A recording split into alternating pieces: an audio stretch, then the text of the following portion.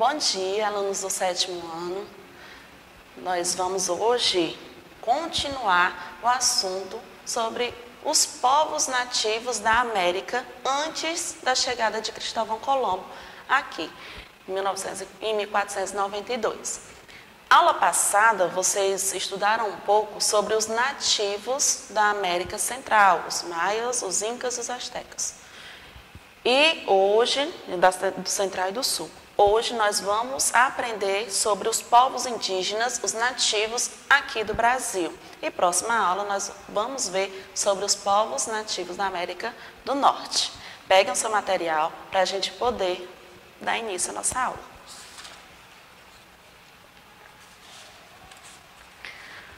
Os povos indígenas que viviam aqui no Brasil, eles eram muito amistosos. Quando os portugueses chegaram, eles fizeram amizade com os índios. Porém, isso foi mudando com o decorrer do tempo. Mas nós podemos aqui ver no mapa como o Brasil era ocupado por esses indígenas. Existia, de acordo, vamos ter como base o nosso livro, 4 principais grupos divididos por língua, ou seja, com grupos linguísticos que tinham línguas parecidas, falavam línguas bem parecidas. Foi dividido da seguinte forma: temos o Macro-G, esse de amarelo, ele ocupava principalmente a região do sertão, do sertão central, da Caatinga, aqui do Cerrado, aqui o Ceará, Piauí, Tocantins, Goiás, Mato Grosso e também um pouco da região sul, de Santa Catarina. O Aruac, Aruac não era um tronco linguístico, porém ele também tinha muitos grupos que falavam a língua bem parecida. Dei aqui como base o Aruac, é este marrom aqui no Amazonas, Roraima, Amapá, pouco do Pará e também aqui uma parte aqui do Mato Grosso. Caraíba era um outro grupo também muito grande, Caraíba nós podemos ter como esse azul, principalmente ele ocupava a Amazônia Legal, aqui na região do Amazonas, Roraima e Pará. Porém, o principal grupo, esse era um tronco linguístico muito grande e foi o primeiro contato com os portugueses, foram eles que tiveram, chama-se Tupi-Guarani, ou apenas Tupi. Eles ocupavam a região do litoral, é este clarinho, bem aqui toda a parte do litoral nordestino, aqui na Bahia, e também da região sudeste e sul, e também ocupavam uma parte do Pará. Este grupo Tupi-Guarani, que também tem como base muitas das palavras que se originam em Tupi-Guarani, vem hoje, ainda atualmente, desse grupo linguístico. Era muito grande, também era muito amistoso, foi o primeiro contato com os portugueses. A forma de organização, quando eu falo de índios, é uma aldeia. A aldeia ela tem em torno de, pode conviver entre 20 e 60 pessoas reunidas em volta de um casal mais velho ou de um grupo de irmãos, geralmente ligado por laço de parentesco. Os casamentos ocorriam geralmente entre eles, para manter esse parentesco. Os membros dessa aldeia, eles obedeciam às decisões do chefe.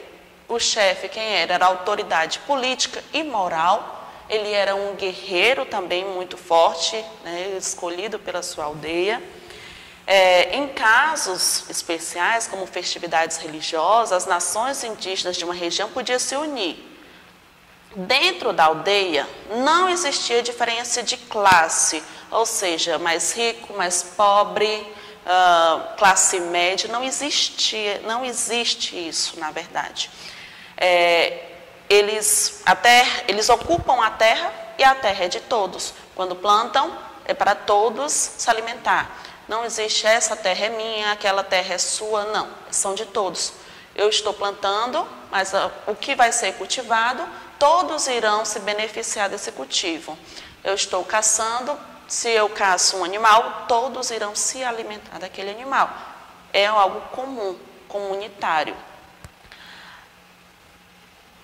Estima-se que cerca de 1 milhão de indígenas do tronco tupi habitavam a faixa litorânea brasileira. Lembra no quadro anterior, quando mostrei o mapa do Tupi-Guarani? Vocês terem noção como era grande esse tronco linguístico? Era cerca de 1 milhão de indígenas, de só tupi, apenas tupi, ou seja, 1 milhão de índios tupi. Esse grupo, né, habitava a faixa litorânea, tinha aldeamento de até 3 mil pessoas antes da chegada dos portugueses. Ou seja, uma aldeia tinha cerca de 3 mil pessoas. A vida nas aldeias normalmente era chefiada por esse guerreiro local, né? Normalmente eles se posicionavam num local que tivesse muita água, muita madeira e terra. Era o que eles precisavam, apenas de água para beber e para o cultivo, madeira para as casas, a lenha e também para o plantio, terra, bastante terra para plantar. A agricultura era a base dessa sociedade, né? A agricultura era a base. Algumas plantas domesticadas pelos índios que até hoje nós temos acesso é mandioca, batata doce, feijão, amendoim, pimenta, tabaco, erva mate e algumas árvores frutíferas. Para a preparação do solo, eles usavam um método chamado coivar, ou seja, para preparar o solo para plantar, eles usavam esse método, que ainda hoje no Brasil é muito disseminado. Como é essa técnica, professor? É uma técnica agrícola que consiste na derrubada da mata nativa e depois queima.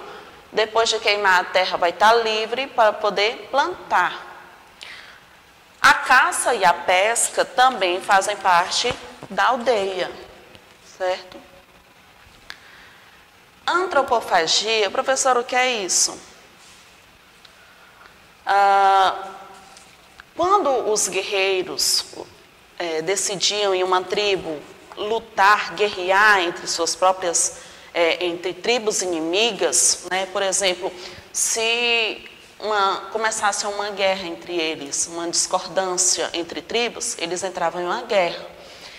E depois dessa guerra, existia o vencedor, levava alguns guerreiros da tribo oposta, né, da tribo vencida, para a sua própria tribo. Lá na sua área, né, no seu local, esses guerreiros eles eram mortos, né, com um ritual, e a carne dele era dado para as pessoas, para os outros guerreiros, para que as suas virtudes... Por que isso, professor? Porque eles acreditavam que as virtudes deste guerreiro, que deveria ser corajoso, forte, valente, deveria ser um homem de destaque. Todas as virtudes dele iam ser incorporadas a quem fosse se alimentar da carne dele. Isso se chama antropofagia, certo? É o costume de se alimentar das carnes com o pensamento de que vai conseguir angariar as virtudes daquela pessoa.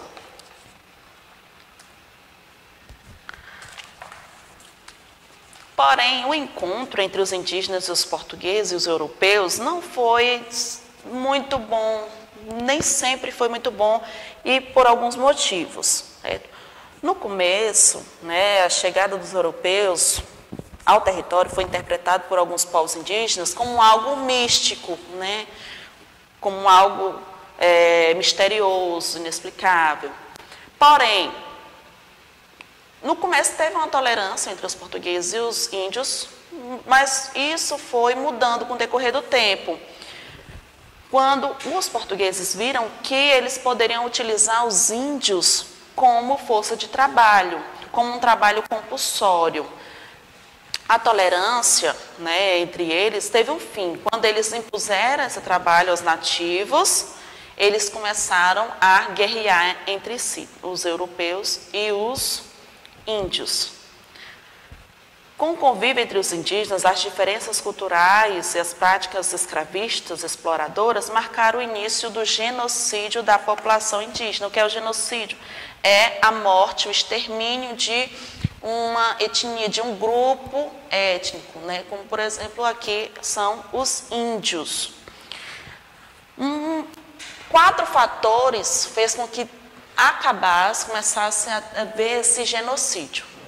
Quais os principais fatores trazidos pelo colonizador europeu? Doenças. Como assim, professora, doenças? Inúmeras doenças foram trazidas pelos portugueses. Por exemplo, uma gripe, o sarampo, a varíola, que já existiam na Europa.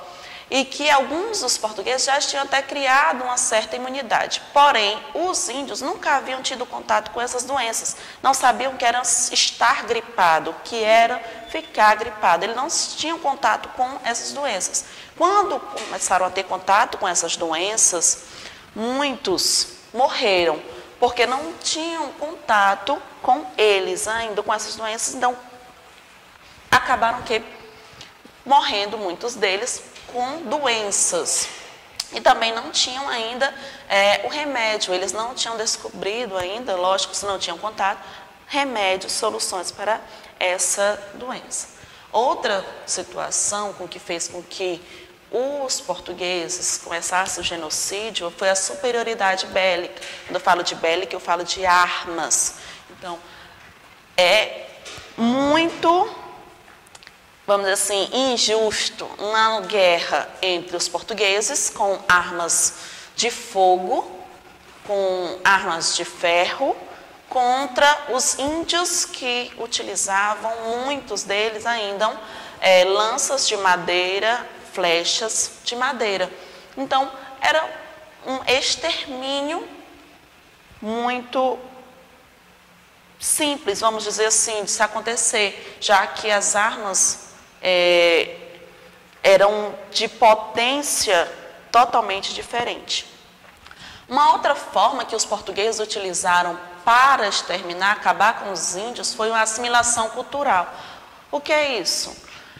Os portugueses começaram a impor aos índios que eles assimilassem, aderissem à cultura portuguesa, ou seja, deixassem a cultura indígena para assimilar a cultura portuguesa, através do que a gente chama das missões, das catequeses. Os jesuítas eram os responsáveis por essa reeducação indígena.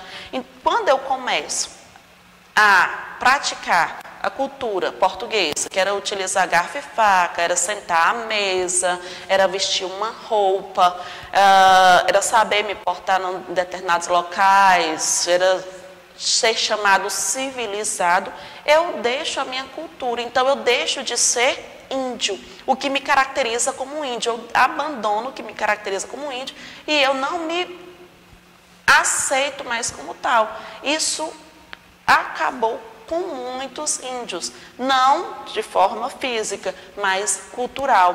Eles deixaram de ser índios na forma física, das crenças, na religião, para acreditar na cultura portuguesa e para seguir a cultura portuguesa.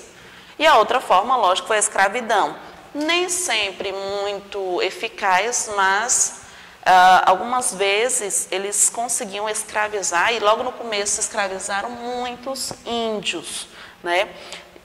Isso fazia com que, logicamente, muitos morressem, porque fugiam, iam atrás, matavam, etc. Esse mapa ele vai mostrar, atualmente, é de 2017 esse mapa, certo? O Ministério da Agricultura,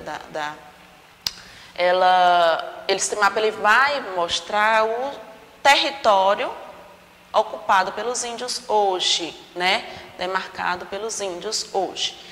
Você comparando ao que o Brasil era antigamente, 1500, com em torno de um grupo linguístico ter 1 milhão de índios e atualmente ter apenas, estima-se que uns 800 mil índios atualmente, né, foi um genocídio muito grande, que muitos índios deixaram de muitos morreram e muitos deixaram sua própria cultura.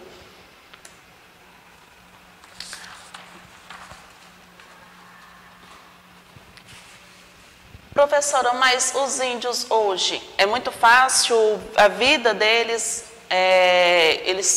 tem grupos que defendem eles, sim, mas não é fácil, porque ainda há muitos, principalmente, grandes proprietários de terra, grandes latifundiários, que visam as terras dos índios e há embates entre eles, porque querem tomar as terras deles. Então, ainda hoje, muitos índios reivindicam seus direitos e brigam para que eles tenham a garantia dos seus direitos exercida aqui no Brasil.